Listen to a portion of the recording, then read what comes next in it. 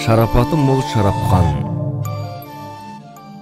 Еліміздің оңтүстік өңіріне белгілі наркескен журналист, суырып салма ақын, шебер суретші Сайыпқыран Асаба, оңтүстіктің Оспан ханы аталған шақпа тілді сатирик, қысқасы 8 ғырлы бір сырлы Шарапқан Кенжеханұлы 1938 жылы 30 шілдеде Мырзашөл өңіріне қарасты Қызылабат ауылында туған. Ол да ел қатарлы бала болып, жалаңаяқ құм кешіп, асық ойнап, іләңгі теуіп, мектеп партасына отырады. Шырпыдай ғана қап-қара, бұйра бас, сүйкімді бала, өте зейінді, елгезек, зерек еді. Сыныптағы бар балалардан ерекше дараланып көрінетін. 4-ші оқима, 5-ші мәйтеуір соны толық қылмайыр, одан асық емес. Бір күн Шарапқан келіп, бүгін Шарапқан көкем оқытты дейді, тұрған айтады. Класс оқып жүргенде. Оқығанда, естің алдында бір түп тұт бар. Соны ішіне азанда көлеңкесіне отырып алып оқиды. Кітап оқиды. Сөйтіп, мұғалымда жоқ оғында. Мұғалымда жанарына әкетіп қалған армияға. Сөйтіп, тәуір оқуға үрішке, дәптер, оны кейін бір шайды береді жағаға. Соны алып келеді Шарапқанды.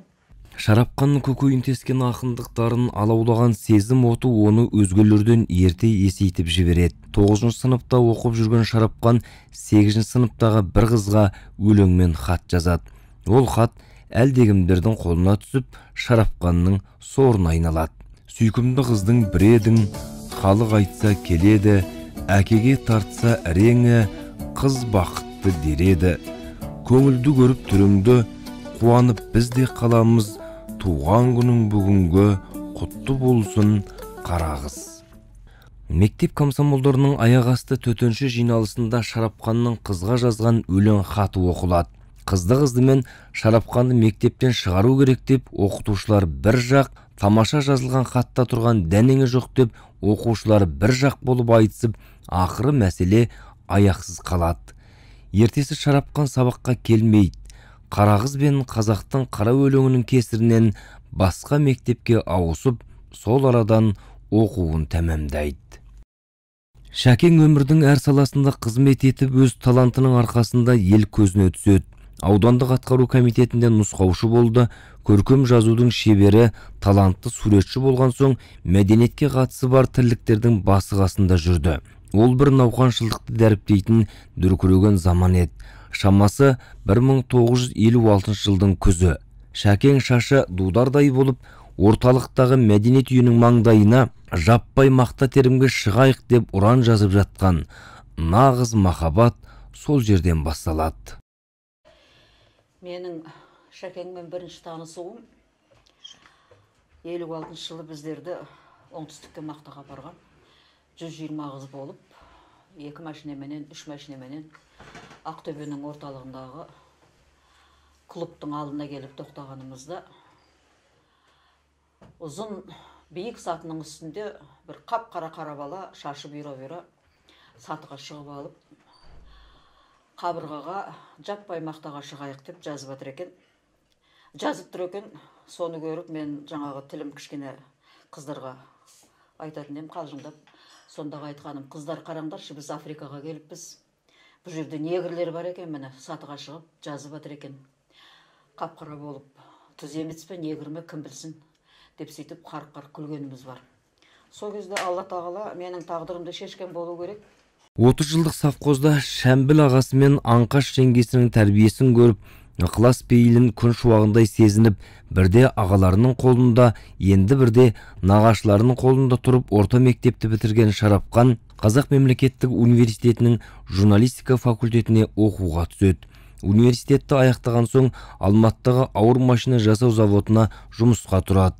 Алайда алыстағы ағайындардың талабымен өз еліне қайта оралып, аудандық газеттерде еңбек жолын жалғастырады. Кейін Өзбекстанның Жызақ облысында халқының басым бөлігі қазақты құрайтын Мырзашөл ауданы ашылады. Мырзашөл аупарткомының сол кездегі бірінші хатшысы Сатай Керімов Шарапхан Кенжеханұлын Гагарин қаласына шақырып, Достық газетінің алғашқы редактор етіп тағайындайды. Мырзашөлдің қазақтарын Шәкеңсіз елестету мүмкін емес. Елдің серкесі де, еркесі де Шәкең. Шәкеңсіз бір жиын той өтпес еді. Шәкеңсіз Гагариннің кеші батып, таңы атпастай көрінетін аса бір шуақты күндері болатын. Бұл тұста Шәкең оқырманға кең танылып, ел мойындаған ақынға айналғанда, қоңыр дауысымен кең даланы тербетіп, наурыз көктеп, өлең оқитын Шәкең. Денесі ақшам сүп-сүйір, қарлығаш қанат таранған, артық еті жоқ бір түйір, ұшуға ғана жаралған, көк ашық аспан түсуде, қанатта жолақ қара бар, сұлу құстардың ішінде наурыз көк деген дара бар. Қасиетті құс деп елші, сүйсіне жемін тастайтын, наурыз көк көктем белгісі, жаңаша өмір бастайтын. Ертерек тұрған беймезгіл, наурыз көк құсын көретін, жаңылса ма кейде ол, қар кетпей жатып келетін. Суық өлкөден бер асып, наурыз көк ұшып келгенде, көруге жүрген таласып, ықылас барды менде де. Сан жылдар өтті арада, наурыз көк қайта келмеді, құстарға құмар адамға көк көптер болды ермегі. Жаңбырлы көктем ызғырық, найзағай үнін естім, наурыз көк әсем қызғылық, әттең ай, неге кешіктің? Күттім-ау сонда көп тұрдым, жем салып алақаныма, қарайлап қалды деп тұрдым сарауыз балапанына. Баяғыдайын қайтадан, көктемде саған кезіккен, көңілім өзге айтадан, жүректе лүпіл сезіктен. Бисмиллахир-рахманир-рахим. Осыдан бір 15 жыл бұрын әкеміз осы дүниеден озған еді. Соған арналған бүгінгі дастархандарыңыз қабыл болсын. Бізде жүрсе қазір 80 жылдық тойын тойлайтын едік. Осы семьямен танысып, әкемізді тек қана жақсы жерден білетін едік. Осы еліне, жеріне белгілі азамат еді. 2 ұл мен 3 қызының қамқоршы әке еді. Сол жағынан біліп отырмыз енді. Құдайға шүкір, өзімде 30 жылдың ішінде бір ақылдан басқа ешқандай жаман сөз естіген жоқпын. Жақсы тілек, жақсы жол көрсетіп, кеңесін айтып, сөйтіп жүрген адал ақ адам еді бәрімізге де. Балаларына дұрыс тәрбие беріп, солардың қызын көріп, қап деп айтамыз. Енді осыдан 15 жыл бұрын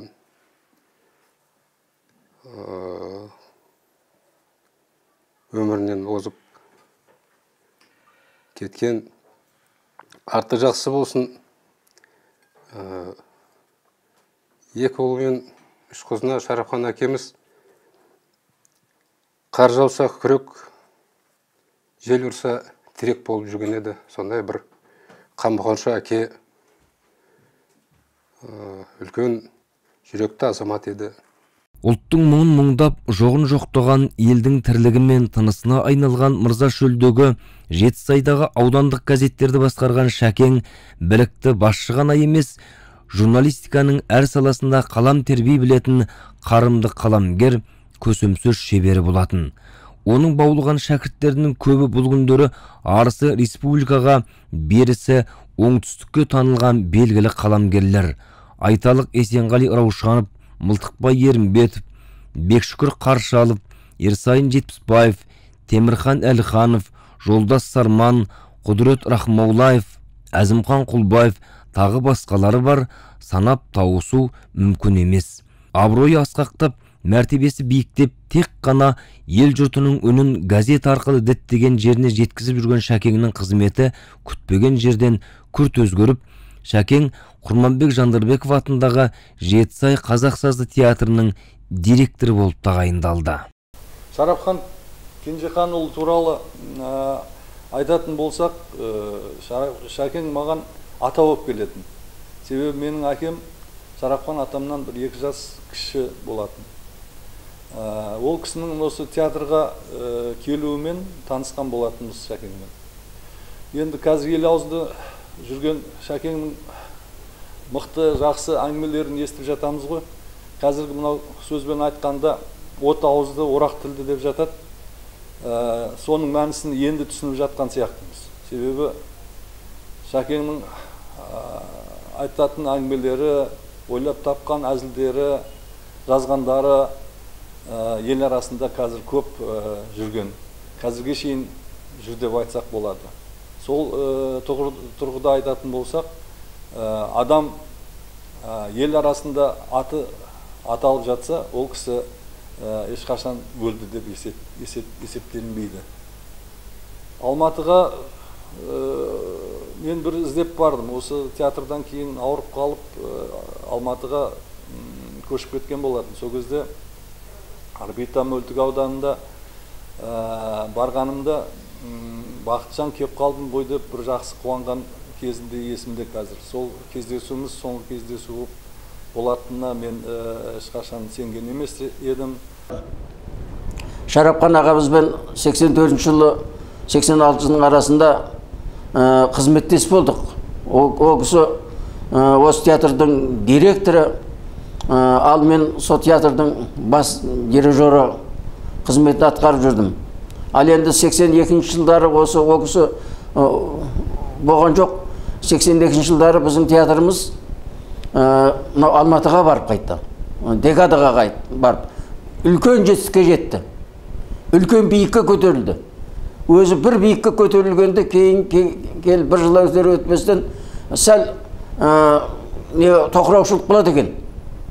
Тоқыраушылыққа сәл бір жарты жылдай ұшыраған тұста 84 жылдары Шарапхан ағамыз келіп театрдың қайтадан екінші өрлеуі басталғандай әсер алдық. Өйткені біз сахнаға Ертарғын атты операны, Алдар Көседағы музыкалық қойылымдарды сахнаға шығардық. Сол сахна, сол спектакльдермен Жамбыл, Таразға гастрольдік сапарға бардық. Соның барлық басқасында осы Шарапхан ағам жүрді.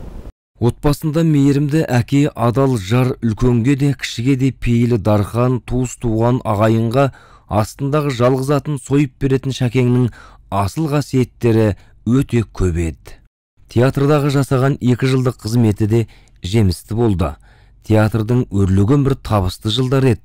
Күншілдердің көбейіп, арызғойлардың аяқтары тиылмай, домалақ арыздар қарша бұраған соң Шәкең аупартком хатшысының уәдесін алып, автобазаның кадрлер бөліміне уақытша жұмысқа орналасады. Жаз деп едің, қыс болды. Бұл не деген іс болды дегендей шыдамы таусылған Шәкең жоғарыдағы уәдешіл хатшыға былай деп өлеңмен хат жазатыны бар. Жайғастым сіз жұмсаған жерге келіп, алда үміт арқаны кеңге беріп, егделеу сарғарын әйелі болса, алатын қызмет екен теңге беріп. Өз бетімше мен қалай қайда барам, біреулер жүр арызын пайдаланған. Сіз оның арқасына қаққан кезде мен мұнда бармағымды шайнап алам. Тілегім осы шыққан көңілімнен, көңілсіздеу боп тұрған өмірімнен. Сізге сәлем жолдаушы Кенжеханов, автобаза кадрлер бөлімінен. Үмітімді арманға қанат қылып, шыдап келем әзірге тағат қылып, автобазға мен айдап апарғанша жібергенің жақсы еді қаматтырып. Баста дәурен тұрмайды деген ғой бұрынғылар. Қызмет қолдың кірі дегенде бар. Соңғы жұмысынан денсаулығына байланысты зейнетке шыққан Шәкең қалған өмірін қосағының қасында, балаларының ортасында өткізуді жөн көретті. Алматы қайдасың деп бірақ тартады. 52 жылдан аса бір шаңырақтың астында тұрдық. Балаларымызды шамамыз келгенше өсірдік, оқыттық, үйлендірдік, үйлі жайлы болды әрқайсысы. Немерелі болдық, шөберелі болдық. Сол өміріміз сол мақтаның өңірінде өтіпті. Біздің тілеп тұрған ағаларымыз да болған жоқ, қолымызда бар болып тұрған байлығымыз да болған жоқ.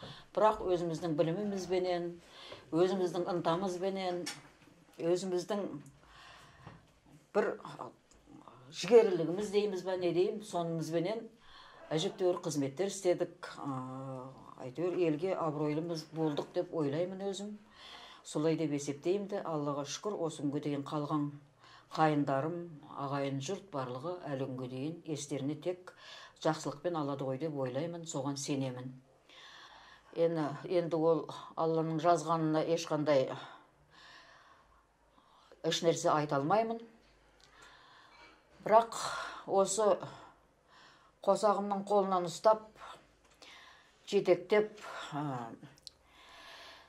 сол жерден тағдырымды тапқаныма 50 жылдан аса өміріме, қазір міне 60 жыл болды осы елге келін болғаныма. Соған ризамын. Бала шағаларыма барлығына тек қана амандық деймін. Алла тек жақсылықты көрсетсін, жақсылықты білдірсін. Барлықтарыңызға жақсылық тілеймін, аман болыңыздар, өсіп өніңіздер. Өмірдің көркі өздерің еді, сендерсіз қалай таң атпақ, сонау бір жастық кездерім еді, жетектеп жүрген араппақ. Жылдар жылжып көшіпті жатыр, таңдырда атып күн батып, талай үміттер өшіпті жатыр, өмірге өзгеше үн қатып. Жасығым өткен астана еді, арайлы таңын қарсы алған, жас жігітте жас бала едім, шал емес шашын ақ басқан. Танымай мені шыртсына қалды, өмір шырайын көрсетпей, жылы орынды ұсына салды, ауруханадағы төсектен. Сендерді жаным қатты сағындым, елестеп өттің тізіліп, Аллаға сонда қатты шағындым, үмітім кетті үзіліп. Ей менің қарлығаштарым-ау, қанаттарымен су сепкен, кеселді сонда алыстаттым-ау, көңілге күйкі у сепкен. Әттең дүние-ай, шәкең тірі болғанда 80-ге келер еді. Торға қонған ақиық қырандай қақ төрімізде отырар еді қасқайып. Бір әулетте ғана емес, жиделі байсын жерінде ұлан асыр той өтіп, шәкеңнің аяқ қолын жерге тигізбей қаумаласып ат мінгізіп, шапан жауып жатар ма едік, Құдай білсін. 7-8 перзентті болған екен шешеміз. Ең үлкені Парсахан, Шарапхан, Мырзахан, Шаншархан, 4 бала. 4 қызын білмеймін енді.